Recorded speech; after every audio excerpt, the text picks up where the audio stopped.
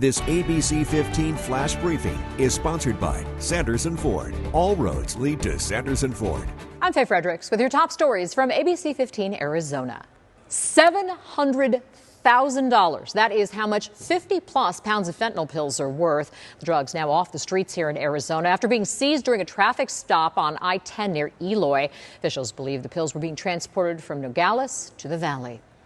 Prop 400, the half-cent transportation tax, will be on the November ballot in Maricopa County. Governor Katie Hobbs making that official following a compromise deal with the state legislature on how the money would be spent. If passed by voters, the proposition would continue 20 years of funding for roads and public transportation maintenance in the valley.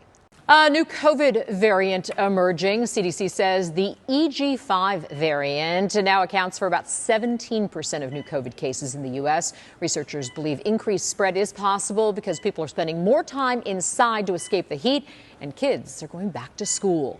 The Maricopa County Sheriff's Office says new scanners in county jails are already making a difference. Sheriff Paul Penzone telling our news partners at KTAR they're ahead of pace on drug seizures inside the jails. The installation of the machines was completed last week, about 7 months after the initial announcement. Our plate is tops in the nation because its beautiful color scheme that features a sun setting behind our desert mountains. Of course, there are many other options to choose from. For $25, you can pick your style with a specialty plate, and some of those are pretty popular as well. The Centennial and Route 66 plates also previously won awards for Best Design. Your voice, your vote. 10 months after Katie Hobbs was elected governor, Republican rival Kari Lake is still not conceded defeat. But Lake is now said to be considering a run for U.S. Senate. I mean, it means she's going to have to admit that she's not really the governor, so... Earlier this week, Axios reported Lake has started to staff up for an anticipated Senate run. Her spokesperson says a decision has not yet been made. New video from Glendale police showing one of their drones catching a suspected thief hiding inside a Target. The drone spotting the man on the top of a storage rack.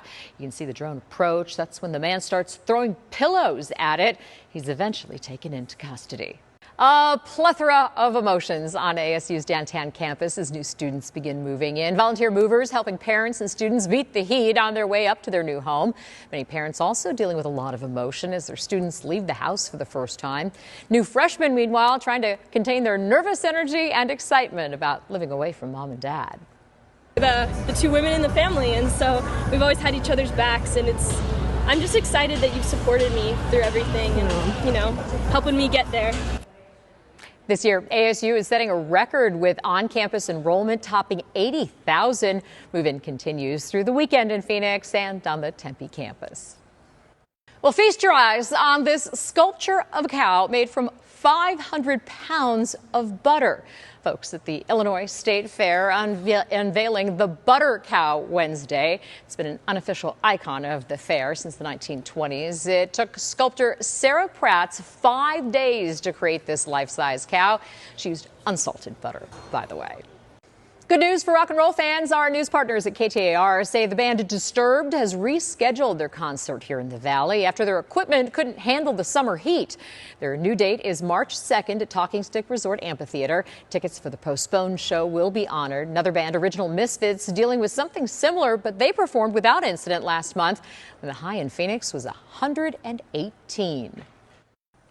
Tracking your forecast, I'm Chief Meteorologist Amber Sellens. We continue this brief break from the 110s tomorrow. Still a little bit humid, but staying below 110 with a high of 107 here in Phoenix tomorrow afternoon. Those triple digits will start about lunchtime and last until about 8 o'clock tomorrow evening. We also have a slight chance of spotty showers and thunderstorms, just 10%. We're not expecting a lot, but we could see storms early in the morning down south and then across eastern Arizona in the early afternoon. And as we head toward about 5, 6, even 7 p.m., storms will be getting closer, pushing in from the south through Pinal County. So that'll be our slight chance to maybe get in on some gusty winds and a few isolated storms from that. And we're still waiting on measurable rain in Phoenix. It hasn't happened yet this monsoon season. The latest ever was August 14th, and August 14th is Monday. So we do have chances between now and then. In fact, we'll ramp them up a little bit Monday and Tuesday, but these again are going to be some of the slight chances that'll stick with us. Nothing major over the next 7 days. This ABC15 flash briefing is sponsored by Sanderson Ford. All roads lead to Sanderson Ford.